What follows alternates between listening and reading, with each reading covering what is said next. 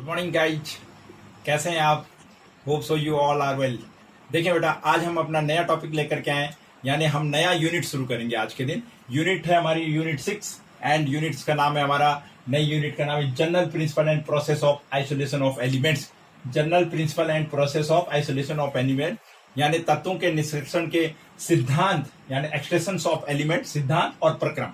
तत्वों को किस प्रकार से हम उनके अयस्कों से निष्कासित करते हैं और निष्कर्षण करने के बाद कैसे हम एक मेटल प्राप्त करेंगे, उसके बारे में हम इस लेसन के ऊपर पढ़ते हैं। उसके क्या क्या स्टेप्स होंगे उसके बारे में हम इसमें जानेंगे।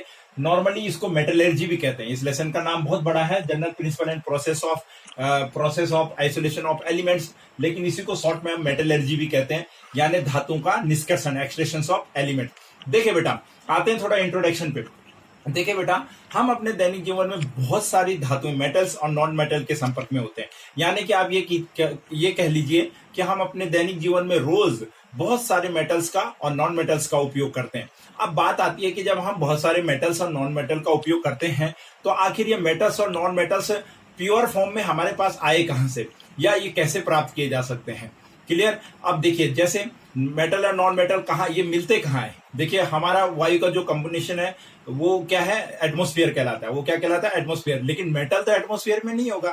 मेटल कहाँ पाया जाता है, फिर धरती पे है, यानी अर्थ पे है, यानी अर्थ क्रस्ट पे है। ठीक है, भूपट्टी भी, धरती के भूपट्टी पे ये सारे के सारे मेटल्स जिसका हम प्रयोग करते हैं वो पाए जाते हैं। तो देखिए बेटा, फर्स्ट ऑफ ऑल कि जिन मेटल्स का हम अपने दैनिक जीवन में मेटल नॉन मेटल प्रयोग करते हैं, उसमें से मेटल्स हमारे जो हैं वो अर्थ में पाए जाते हैं। कैसे? देखिए, मेटल्स एंड नॉन मेटल्स जिसका हम प्रयोग करते हैं, मेटल्स एंड नॉन मेटल्स जिनका भी हम प्रयोग करते हैं, they found in earth crust.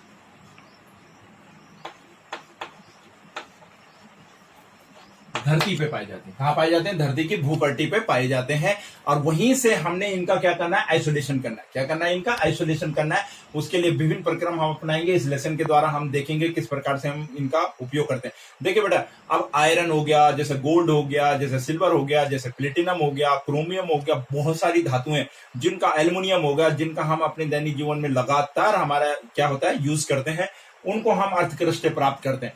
अब आते हैं बात कि अर्थ क्रस्ट में ये पाए जाते हैं भूपट्टी में, तो किस रूप में पाए जाते होंगे, कैसे ये हमको वहां से मिलते होंगे। तो सबसे पहले होता है बेटा, हमारे पास एक होता है फ्री स्टेट। क्या होता है? एक फ्री स्टेट। फ्री स्टेट यानी जिसको हम कहते हैं स्वतंत्र अवस्था। अक्सर स्वतंत्र अवस्था में हमारे पास जो मेटल पाया जाता है वो होता है गोल्ड, सिल्वर, प्लेटिनम, पीटीसी। देखिए बेटा, हमारे पास जो स्वतंत्र अवस्था है जिसको हम मुक्त अवस्था कहते हैं, कई बार एक नंबर में पूछा जाता है कि मुक्त, हाई स्कूल बेस में भी अक्सर पूछा जाता है स्टैंडर्ड में कि मुक्त अवस्था में पाई जाने वाले तत्वों के नाम बताइए। तो उसमें हम अक्सर सिल्वर, गोल्ड, प्लेटिनम देखते हैं। तो देखिए बेटा, मुक्त अवस्था में फ्री स्टेट। फ्री स्टेट मतलब ये किसी के साथ में रिएक्शन नहीं करते हैं, स्वतंत्र अवस्था में पाए जाते हैं, यानी ये प्योर होते हैं। किस फॉर्म में पाए जाते हैं? अपनी प्योर फॉर्म में पाए जाते हैं, यानी ये एलिमेंट के रूप में पाए जाते हैं, एलिमेंट्स के रूप में पाए जाते हैं। क्लियर है? स्वतंत्र अवस्था। दूसरी होती है हमारी कंबाइंड स्टेट। Combined state. अब इसमें क्या होता है, देखिए, कंबाइंड यानी संयुक्त अवस्था। संयुक्त अवस्था मतलब किसी और के साथ में मिलकर के, आपके मेटल होंगे किसी और मेटल्स के साथ में मिलकर के रिएक्ट होकर के यौगिक बना करके ये रह रहे होंगे, वहां से हमको इनको एक्सट्रैक्ट करना है। फॉर एग्जांपल देखिए, जैसे आयरन जो है, Fe, copper, aluminium, zinc etcetera, ये जो होते हैं, और बहुत सारे, इनको छोड़ करके बाकी जितने भी हैं, लेकिन ये मेन मैंने आपको लिखाया क्योंकि ये मेन ही आपकी मेटलर्जी के इस लेसन में है। Iron, copper, aluminium and zinc, ये अक्सर किस अवस्था में होते हैं? कंबाइंड स्टेट में होते हैं, यानी कंपाउंड के रूप में पाए जाते हैं। किसके रूप में पाए जाते हैं? कंपाउंड, कंपाउंड फॉर्म में होते हैं। क्लियर हो गया? यानी अभी मैं आपको जब बताऊंगा कि किस प्रकार से इनके मिनरल्स होते हैं और उन मिनरल्स के रूप में ये पाए जाते हैं, देन हम उनको उनके ओर से एक्सट्रैक्ट करते हैं। तो बेटा, सबसे पहली बात मेटलर्जी पे मैं आपको डिस्कस कर रहा हूं इंट्रोडक्शन में। मेटल नॉन मेटल जो भी हमारे दैनिक जीवन में हमारे संपर्क में होते हैं वो अर्थ क्रस्ट पे पाए जाते हैं। अर्थ क्रस्ट पे ये किस किस रूप में होते हैं, ये दो प्रकार से रहते हैं, एक तो फ्री स्टेट, दूसरा कंबाइंड स्टेट। जो फ्री स्टेट होता है वो गोल्ड है, सिल्वर है, प्लेटिनम है, एलिमेंट के रूप में, प्योर तत्वों के रूप में ये पाए जाते हैं। और जबकि जो कंबाइंड होंगे, जाहिर सी बात है वो यौगिक के रूप में पाए जाएंगे, किसी अन्य यौगिक के साथ में, तत्व के साथ में मिलकर के रिएक्शन करके उन्होंने कंपाउंड बनाया होगा, उस कंपाउंड के रूप में ये हमको अर्थ क्रस्ट में मिलते हैं। इन्हीं को हमने एक्सट्रैक्ट करना है, इन्हीं का हमने आइसोलेशन करना है, अपना करके विभिन्न प्रोसेस के थ्रू हमने इसको आइसोलेशन करना है। थोड़ा मैं मेटलर्जी बोलता हूँ, मेटलर्जी आइसोलेशन। मेटलर्जी का मतलब ही क्या है, बस सिंपल सी बात है कि आपको ये मेटल कहाँ मिले, धरती पे मिले, यानी पृथ्वी की भूपट्टी पे मिले। तो जाहिर सी बात है जब ये धरती से हम इनको निकालेंगे तो इन पे बहुत सारी इंप्योरिटीज होंगी, बहुत सारी क्या होंगी, इंप्योरिटी, अशुद्धियां होंगी। और इन्हीं अशुद्धियों को से इनको दूर करना, इन्हीं अशुद्धियों को इनसे दूर करना, दूर करके इनको शुद्ध करना ही मेटलर्जी कहलाता है। क्या कहलाता है? मेटलर्जी। अभी हम मेटलर्जी के फॉर्म्स पढ़ेंगे कि कितने प्रकार की मेटलर्जी होती है। तो ये है बेटा मेटलर्जी, कि इन्हीं को हम क्या कहते हैं, मेटलर्जी कहते हैं कि इनका हमने निष्कर्षण करना है, इंप्योरिटीज को इनसे दूर करना है, और हमें प्योर मेटल चाहिए। क्या चाहिए? प्योर मेटल चाहिए। कि ये जो धातुएं होती हैं हमारी, ये धातुएं अर्थ क्रस्ट में, अभी हमने पढ़ा अर्थ क्रस्ट में पाई जाती हैं। अर्थ क्रस्ट में ये किस रूप में होंगी? तो देखिए उसको कहते हैं मिनरल्स। मेटलर्जी में आ रहे हैं हम, और अर्थ क्रस्ट में जो मेटल है, नॉन मेटल्स है हमारा, वो किस रूप में धातु भूपट्टी पे उसमें आता है, वो अक्सर अपने मिनरल्स के रूप में रहते हैं, खनिजों के रूप में पाई जाती है। किसके रूप में पाई जाती है? खनिज। अब देखिए पहले हमारे पास खनिज बहुत इंपॉर्टेंट है, अक्सर हमारे पास डेफिनेशन लिखने के लिए आती है, इसलिए मैंने डेफिनेशन लिखी है, इसको समझिए। धातुओं के वे यौगिक, मैंने कहा था आपको कि कंपाउंड्स होते हैं वो जो जिनको हम जो कंबाइंड फॉर्म में होते हैं, धातुओं के वे यौगिक जो पृथ्वी की सतह पर यानी अर्थ क्रस्ट पर पाए जाते हैं, पृथ्वी की भूपट्टी पे पाए जाते हैं, अर्थ क्रस्ट पे पाए जाते हैं, तथा खनन द्वारा, खनन you know it very well, खनन माइनिंग जिसे हम कहते हैं, खनन द्वारा प्राप्त किए जाते हैं खनिज कहलाते हैं। वेरी सिंपल, यानी वो मेटल्स जो अर्थ क्रस्ट पे पाए जाते हैं, द सब्सटेंस या compounds which is found in earth crust में पाए जाते हैं, और हम उन्हें एक्सट्रैक्ट किसके थ्रू करते हैं? खनन, यानी हम उनको निकालते कैसे? खनन के द्वारा, यानी माइनिंग के थ्रू। किसके थ्रू? माइनिंग के थ्रू। तो ऐसे यौगिक जो पृथ्वी की सतह पर पाए जाते हैं तथा खनन द्वारा प्राप्त किए जाते हैं, उन्हें हम खनिज कहते हैं। क्या कहते हैं? खनिज। माइनिंग के द्वारा निकाले जाते हैं। अब देखिए खनिज कैसे, जैसे देखिए आयरन ऑक्साइड, यानी आयरन का ये हेमेटाइट है, हेमेटाइट के रूप में आयरन पाया जाता है, मैग्नेटाइट के रूप में Fe3O4, ये खनिज है किसका? आयरन का। ये देखिए कॉपर का कॉपर ग्लांस है, Cu2S। ये जिंक का जिंक ब्लेंडी है, ये जिंकाइट है, ये आयरन पायरिटीज है, ये देखिए हमारे बॉक्साइड है, एक्सेट्रा। ये एल्यूमिनियम का बॉक्साइड बहुत इंपॉर्टेंट खनिज है। ये कुछ खनिज है, और बहुत सारे प्रत्येक धातु के अपने खनिज होते हैं। ये कुछ इंपॉर्टेंट्स मैं आपको यहाँ पे बता रहा हूँ, एल्यूमिनियम, जिंक एंड कॉपर से रिलेटेड, आयरन से रिलेटेड। देखिए ये खनिज है, यानी देखिए आप किस रूप में दिखाई दे रहे हैं? आपको यौगिकों के रूप में दिखाई दे रहे हैं, यानी कंबाइंड फॉर्म में। किस फॉर्म में? अब ये तो हुए खनिज, अर्थ क्रस्ट में पाए गए, वहां से हमने इनको प्राप्त करना है, और तभी हमारी मेटलर्जी की प्रोसेस आगे बढ़ेगी। ये हुआ खनिज। क्लियर हो गया पॉइंट? नाउ अब आता है और दूसरा पॉइंट आता है इसी में हमारा, खनिज के बाद और ORE, और मीन्स होता है हमारा अयस्क। अब खनिज और अयस्क में क्या डिफरेंस है, इसको थोड़ा समझिए। धातु का वह खनिज जिससे धातु का निष्कर्षण, जिससे धातु का एक्सट्रैक्शन कम खर्च में वह सरलता से किया जा सके, इकोनॉमिकली सही हो और आसानी से प्राप्त हो जाए, उसको हम क्या कहते हैं? अयस्क कहते हैं। माना अब आपको इंडस्ट्रियल यूज करना है, माना आपके दिमाग में आया कि आपको आयरन की इंडस्ट्री लगानी, तो आयरन की इंडस्ट्री के लिए आपको आयरन के मेटल चाहिए, आयरन से रिलेटेड जो भी चीज आपको बनानी है उसके लिए क्या चाहिए? आयरन। लेकिन उस आयरन धातु को आप कैसे प्राप्त करें? कौन सा ऐसा माध्यम हो कि जो हमें बड़ी आसानी से मिल जाए और कम खर्चे में भी मिले? जो जहां से हमें आयरन कम खर्चे में मिलेगा और आसानी से प्राप्त होगा, हम उसकी ओर जाएंगे, तो उसको हम क्या कहेंगे? अयस्क कहेंगे। यानी खनिज तो बहुत मिलेंगे आपको, लेकिन उस खनिज पे आप ज्यादा कंसंट्रेट करेंगे जिस खनिज से आपको वो धातु आसानी से मिल जाए और कम खर्चे में मिल जाए।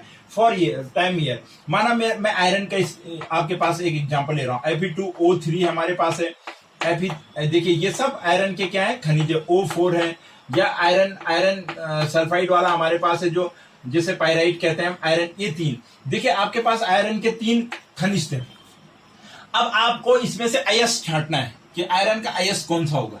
तो देखिए बेटा, अक्सर देखिए आयरन के अयस्क के रूप में हम किसको लेंगे? यानी ये भी खनिज है, ये भी खनिज है, ये भी खनिज है, तीनों खनिज है। लेकिन पता चला कि जो हेमेटाइट था हमारा, उससे हम लगभग फॉर टाइम बिंग मान लीजिए कि लगभग 70% आयरन हमको कहां से मिल रहा है, हेमेटाइट से मिलता है ना। दूसरा माना हमें 50% मैग्नेटाइट से मिल रहा है, और हम माना हमें 30% किससे मिल रहा है, आयरन पायराइट से मिल रहा है। तो हमारे लिए आईएस कौन कहलाएगा, इनमें से हम आईएस किसको कहेंगे, हम आईएस उसको कहेंगे जिससे एक तो हमको कम खर्चे में और बड़ी आसानी से क्या मिल जाए, अधिक मात्रा में क्या मिले, आयरन। तो आईएस क्या कहलाया हमारा, हेमेटाइट कहलाया। क्या कहलाया, हेमेटाइट। Point is clear.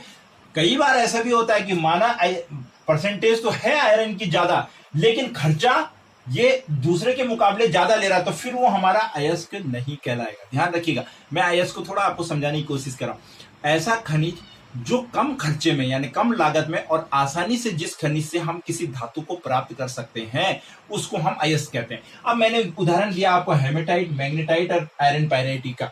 मैंने उसमें आपको एक परसेंटेज बताया कि मान लीजिए कि इससे हमें 70% आयरन मिलता है, इससे हमें 50% ही आयरन मिलता है, इससे 30% आयरन मिलता है। तो परसेंटेज के हिसाब से तो हमारा अयस्क कौन हो गया, हेमेटाइट हो गया। सबसे ज्यादा हमको वहां से आयरन मिलेगा, लेकिन और सरलता से मिल रहा है। लेकिन कभी कभी ऐसा हो सकता है कि जो हमारे ये 70% वाला आयरन है, हेमेटाइट है, माना इसमें खर्चा हमारा ज्यादा आ रहा है, लेकिन हमारा जो 50% वाला है उसमें हमारी लागत जो है, खर्चा इससे कम आता है, तो फिर हमारा अयस्क कौन कहलाएगा, मैग्नेटाइट कहलाएगा।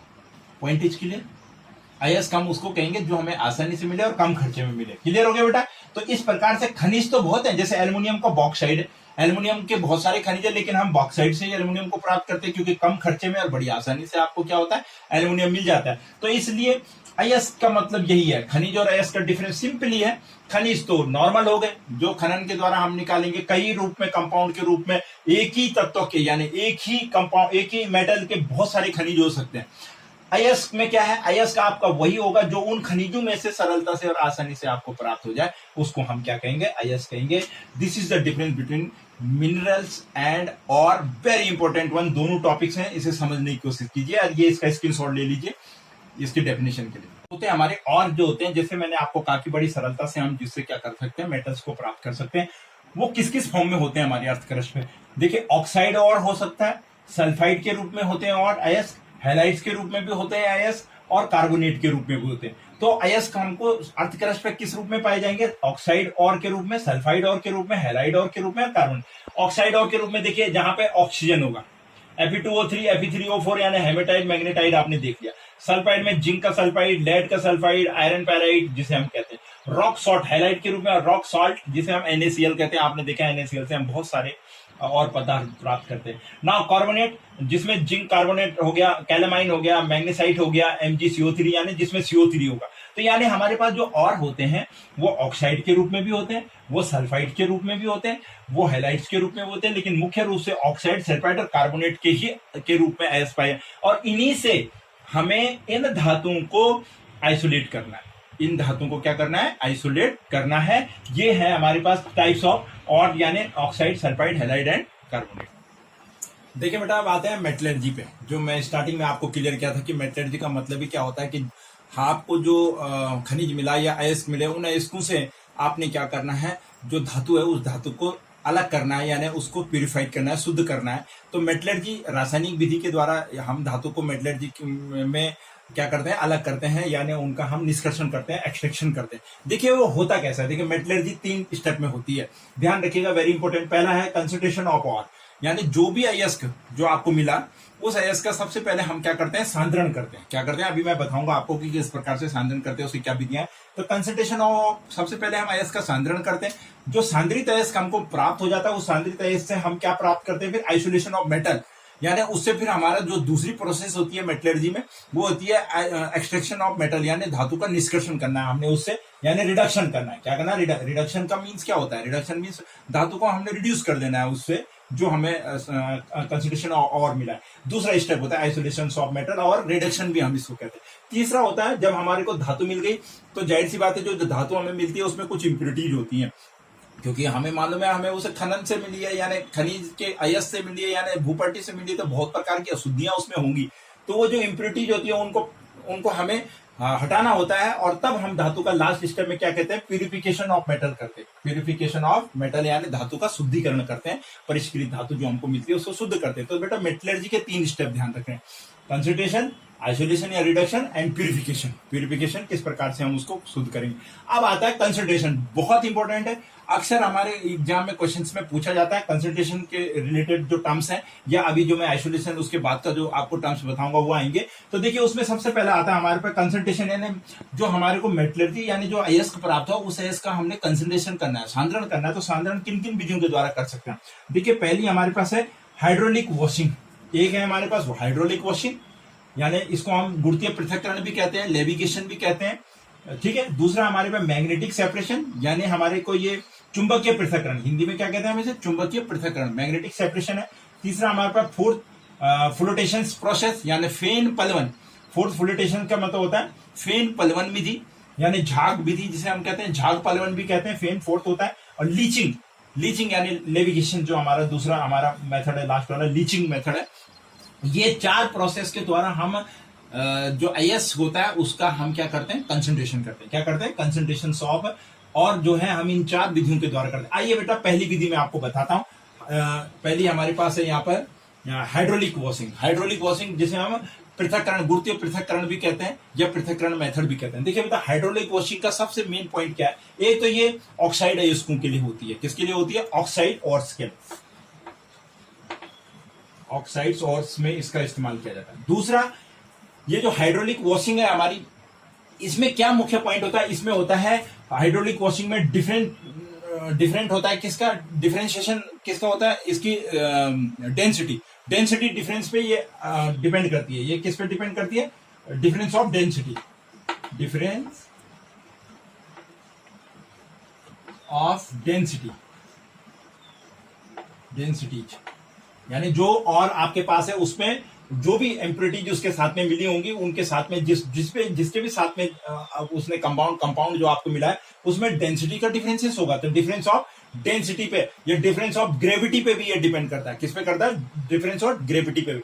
अब मोस्टली हम ऑक्साइड अयस्कों का इसमें क्या करते हैं। और दूसरी बात देखिए बेटा, और इंपॉर्टेंट चीज इसमें क्या होती है कि जो भारी होते हैं, जो मेटल्स भारी होते हैं उनका ही हम हाइड्रोलिक वॉशिंग करते हैं। देखिए जो मेटल क्या होते हैं, हैवी मेटल्स, जो मेटल क्या होते हैं हमारे हैवी मेटल्स का ही हम क्या करते हैं, यहाँ पे हैवी मेटल्स का ही, जैसे टिन हो गया, जैसे हमारे पास आयरन हो गया, इस तरीके के मेटल्स का हम क्या करते हैं, हैवी मेटल्स का ही हम क्या करते हैं इसमें हाइड्रोलिक वॉशिंग करते हैं, हाइड्रोलिक वॉशिंग करते हैं। पॉइंट इसकी एक तो ऑक्साइड और होंगे, डिफरेंस ऑफ डेंसिटी जो होगी या ग्रेविटी के डिफरेंस में हम इसको हम लेते हैं, और दूसरा हैवी मेटल्स का करते हैं। अब देखिए बेटा करते कैसे हैं, होता क्या है, माना हमारे पास एक ये हाइड्रोलिक पोर्शन कीप टाइप में है, माना हमने यहाँ से और गिराया। अब होता क्या है, यहाँ से हम इस पे पानी की जो पानी है उसकी तेज धारा प्रवाहित करते हैं, यहाँ पर वाटर फ्लो करते हैं। क्या करते हैं, बहुत तेजी से वाटर का फ्लो देते हैं,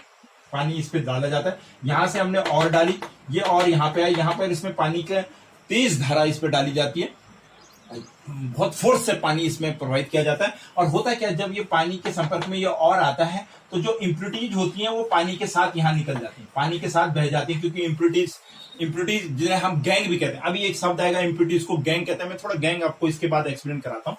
इम्प्योरिटीज यानी जो गैंग्स होती हैं वो गैंग्स यहाँ से बाहर निकल जाती हैं, गैंग बोलते हैं जिसे इम्प्योरिटीज को। अब जो और में जो हमारा मेटल्स होता है वो इम्प्योरिटीज से हट करके, यानी कुल मिलाकर के कंसंट्रेशन का मतलब क्या है, धोना। सबसे पहला स्टेप क्या है कि जो भी आपको मेटल अर्थ क्रस्ट मिला, आप सबसे पहले उसको क्या करोगे, साफ करोगे। अरे कहीं पे अगर माना मिट्टी में हमको कोई सिक्का मिल जाए या कोई सामान ऐसे मेटल का गिरा हुआ मिल जाए, तो उसमें मिट्टी लगी होगी, कुछ और चीज लगी होगी, तो हम सबसे पहले क्या करते हैं, उसको धोते हैं, साफ करते हैं, तब जाकर के तो उसको अपने पास रखते हैं। तो कहने का मतलब है सबसे कंसंट्रेशन का मीनिंग ही आप ये समझ लीजिए, धोना। धोने के लिए हम सबसे पहले उस और को बारीक पीस देते हैं, महीन पीसते हैं। महीन इसलिए पीसते हैं, बारीक पीसने पर उसका सरफेस एरिया बढ़ जाता है और बड़ी आसानी से क्या होता है, उसका कंसंट्रेशन हो जाता है। तो बारीक पीस करके अयस्क को हम इसके अंदर डालते हैं, डालने पे उसपे वाटर की तेज फुहार या धारा हम इस पे प्रोवाइड करते हैं। जो गैंग होती है वो बह जाती है, गैंग क्या होती है, फ्लो हो जाती है वाटर के साथ, और जो आपका मेटल होता है बचा हुआ वो यहाँ एकत्रित हो जाता है। मेटल्स आपके कहाँ आ जाता है, यहाँ आ जाता है। मेटल का कंसंट्रेशन कहाँ होता है, मेटल पे लगी हुई इम्प्योरिटी झड़ जाती है और मेटल्स नहीं जाता है। ये है हाइड्रोलिक वॉशिंग, सिंपल है। हाइड्रो मींस जल का इस्तेमाल करके और बड़ी तेज धारा के साथ में गैंग जो होती है, इम्प्योरिटी धुल जाती है बह जाती हैं और जो बाकी बचा हुआ अयस्क का हिस्सा होता है वो कहाँ आ जाता है हमारा नीचे, क्योंकि वो भारी होती है। अब सिंपल सी बात है, आयरन तो भारी होता है, अगर हम आयरन को लेंगे, आयरन की डेंसिटी ज्यादा होती है, डेंसिटी ज्यादा होती है तो आयरन डूबेगा यानी नीचे बैठेगा, तो इस प्रकार से आयरन क्या होगा, नीचे बैठेगा। ये है हमारे पास पहली मेथड, हाइड्रोलिक वॉशिंग। सिंपल है, आपने ध्यान रखना है, इसमें केवल पानी की तेज धारा में बारीक पिसे महीन पिसे अयस्क को बहाया जाता है या धोया जाता है, इससे इम्प्योरिटीज बह जाती हैं और जो भारी मेटल्स अयस्क होते हैं वो क्या होते हैं, क्या है, नीचे बैठ जाते हैं। इसको हम हाइड्रोलिक वॉशिंग कहते हैं। Point number 1। नाउ बेटा दूसरा है हमारे पास मैग्नेटिक सेपरेशन। दूसरा क्या है हमारे पास, मैग्नेटिक, यानी जिसे हम चुंबकीय पृथक्करण कहते हैं। मैं इसको इरेज कर रहा हूं थोड़ा आपको कंसंट्रेशन की टर्म्स को समझाने के लिए। यहाँ पे देखिए बेटा, दूसरा हमारे पास आता है मैग्नेटिक सेपरेशन। दूसरा क्या हमारे पास, मैग्नेटिक सेपरेशन। मैग्नेटिक सेपरेशन का मतलब क्या है, अब इसमें इस तरीके के अयस्कों को लिया जाएगा जिनमें मैग्नेटिक प्रॉपर्टी होगी, यानी जिनके अंदर क्या होगा, चुंबकीय गुण होगा। चुंबकीय गुण होगा तो उसी के द्वारा हम मैग्नेटिक सेपरेशन कर पाए। अब इसमें देखिए होता क्या है मैग्नेटिक सेपरेशन में, अक्सर मैग्नेटिक सेपरेशन आयरन का होता है, आयरन जैसे मेटल्स का होता है जिनमें मैग्नेटिक प्रॉपर्टी जो होती है। अब देखिए इसमें होगा क्या, इसमें हमारे पास एक डायग्राम इस प्रकार से मैं बना रहा हूं, इसमें हमारे पास दो रोलर्स होते हैं लाइक दिस। ये दो रोलर्स हैं, व्हील्स हैं, ये व्हील है जिन्हें हम रोलर्स कह रहा हूं मैं। ये दो रोलर्स हैं, हैवी रोलर्स होते हैं हमारे, व्हील है। अब इन पे एक पट्टा लगा होता है, रबड़ का पट्टा, बेल्ट जिसे हम कहते हैं। एक पट्टा इस प्रकार से इस रोलर पे लगे, इन दोनों रोलरों पे पट्टा लगा होता है। दोनों रोलरों पे क्या लगा होता है, पट्टा लगा होता है। देखिए थोड़ा ये रोलर साइज ऐसा हो गया, ठीक है। ये रोलर बेल्ट होती है, क्या लगी होती है, बेल्ट लगी होती है। अब होता क्या है, यहां से आपने इसमें और डालना है। और यहाँ पे हमारे पास दो कंटेनर्स होते हैं, नीचे हमने दो कंटेनर रखे होते हैं। देखिए थोड़ा सा डिफरेंस करता हूँ, लाइक दिस, दो कंटेनर है।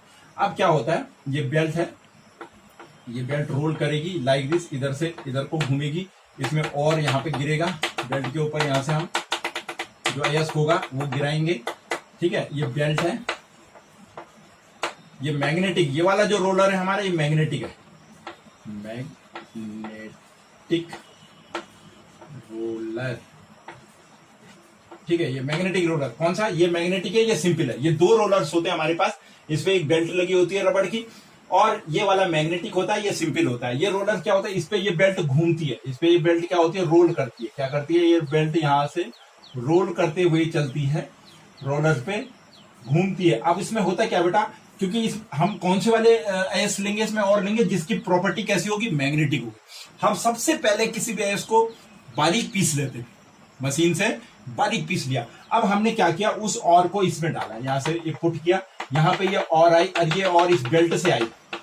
देखिए इस बेल्ट पे रोल घूमेगा, रोलर घूमा। अब इसमें जो इम्प्योरिटीज होंगी वो तो यहाँ आ जाएंगी इस वाले कंटेनर पे, क्योंकि इम्प्योरिटीज कहाँ जाएंगी, रोल होते हुए दूर। लेकिन जो मैग्नेटिक इम्प्योरिटीज होंगी वो इस रोलर पे अट्रैक्ट होंगी। इस रोलर पे जब अट्रैक्ट होंगी तो वो कहाँ गिरेंगे, अंदर की ओर। तो दूसरा कंटेनर हम यहाँ पे लगा देते हैं। तो जो मैग्नेटिक इम्प्योरिटीज होती है, ये तो होगी नॉर्मल इम्प्योरिटीज, यहाँ पे इम्प्योरिटीज आ गई हमारी, यानी गैंग। मैं फिर से गैंग लिख रहा हूं, ये गैंग को हम इम्प्योरिटीज कहते हैं। क्या कहते हैं, इम्प्योरिटी। और यहाँ क्या आ गया हमारा, और आ गई, रिलेटेड और, यानी जो अयस्क था हमारे मेटल का, जो अयस्क था वो बच गया, अयस्क से इम्प्योरिटी हट गई, यहाँ पे क्या बच गया, मैग्नेटिक प्रॉपर्टी वाला अयस्क आ गया। अब देखिए ऐसा क्यों हुआ, देखिए इस पे चुंबक है, मैग्नेटिक प्रॉपर्टी है इसकी रोलर की, तो ये चुंबक हुए कण जो होंगे अंदर की ओर आकर्षित होंगे, रोलर घूमेगा। तो यहाँ के बाद जैसे जैसे ये रोल पट्टा आगे बढ़ता जाएगा, इसकी मैग्नेटिक पावर क्या होती, कम होती जाएगी। तो मैग्नेटिक पावर कम होगी तो ये पट्टा इसको छोड़ देगा, यहां से आपके मैग्नेटिक और नीचे आ जाएगी। और इम्प्योरिटीज, क्योंकि उसमें मैग्नेटिक प्रॉपर्टी है ही नहीं, तो इम्प्योरिटीज यहाँ दूसरे कंटेनर में इकट्ठा। वेरी सिंपल, ये है हमारा मैग्नेटिक सेपरेशन। यही इसका डायग्राम भी है। इसी प्रकार से आपने कुछ नहीं करना, वेरी सिंपल है, दो रोलर लेने। और क्योंकि मैग्नेटिक प्रॉपर्टी यानी आयरन के लिए मोस्टली हम इसका यूज करते हैं, इसको चुंबकीय पृथक्करण कहते हैं। इस प्रकार से हम कंसंट्रेशन कर रहे हैं किसका, चुंबकीय पृथक्करण के द्वारा ऐसे और का जिसमें मैग्नेटिक प्रॉपर्टी है। और देखिए मैग्नेटिक प्रॉपर्टी से हमने इम्प्योरिटी यानी गैंग अलग कर दी। क्या कर दिया, गैंग अलग। अब देखिए बेटा, गैंग जो शब्द आ रहा है, मैं थोड़ा उसको आपको समझाऊं। आपने जो खनिज था खनन से निकाला, भूपट्टी अर्थक्रस्ट से निकाला, उससे आपने अयस्क सेलेक्ट किया कम खर्चे में, जिससे हमने क्या करना है, मेटल प्राप्त करना है। तो उसमें क्या है बेटा, जब हमने अर्थक्रस्ट से लिया तो उसमें बहुत सारी इम्प्योरिटीज है, सिलिका की इम्प्योरिटीज है, मिट्टी है, रेत है, बजरी है, कंकड़ है, इस तरीके के सल्फाइड्स की अशुद्धियां हैं। ये इससे क्या होती हैं, और से चिपकी हुई होती हैं। तो उन अशुद्धियों को हम क्या कहते हैं, इस भाषा में गैंग कहते हैं। क्या क्या कहते हैं गैंग। और मेटलर्जी के द्वारा हम फर्स्ट स्टेप में क्या हटा रहे हैं, गैंग ही तो हटा रहे हैं, यानी इसको हम क्या कर रहे हैं, साफ तो कर रहे हैं। कंसंट्रेशन का मतलब क्या है, हम साफ कर रहे हैं इसको, ठीक है। बेनिफिकेशन भी कहते हैं इसको, इंग्लिश में कहीं कहीं बेनिफिकेशन लिखा होता है, ध्यान रखिएगा। तो वो उसका मतलब भी कंसंट्रेशन ही होता है ना, सफाई करना होता है। तो ये था हमारा चुंबकीय पृथक्करण का मेथड, जिसके द्वारा हम इस गैंग को क्या कर रहे हैं, सेपरेट कर रहे हैं। यहाँ पर ये चुंबकीय पृथक्करण का मेथड क्लियर हुआ हमारा कि किस प्रकार से हम इस दूसरे मेथड के द्वारा इसका कंसंट्रेशन करें।